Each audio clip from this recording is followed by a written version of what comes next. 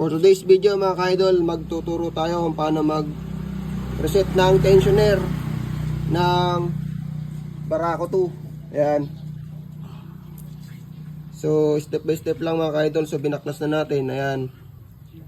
Sa pagkakabit mga ka-idol, itulak lang natin tong kanyang spring.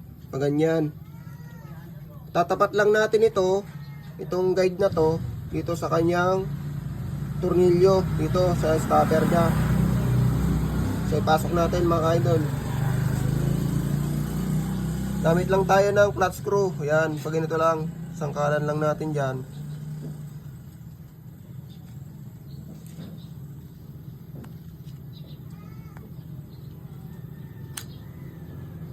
Yan mga idol, naikabit na. So higpitan natin.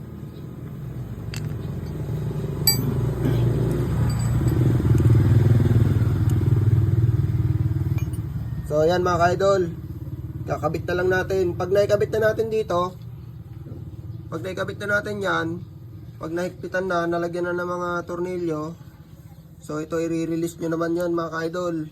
Luluwagan nyo na para tumulak dito sa kanyang timing chain. So ganun lang mga ka-idol. So ayan, kabit na natin mga ka-idol.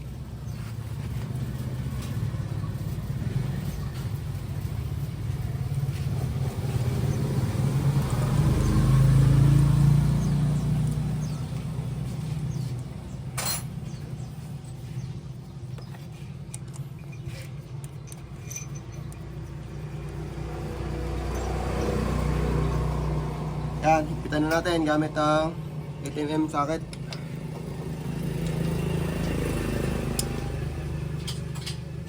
Yan, so naigpitan na natin mga ka-idol. Ngayon, ang gagawin natin, i-release na natin to yung nakalock. At kung makikita nyo, pipitik yan.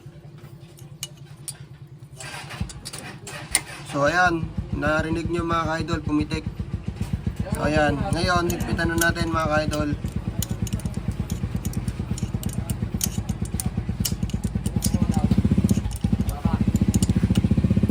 Ayan mga ka-idol, okay na mga ka-idol.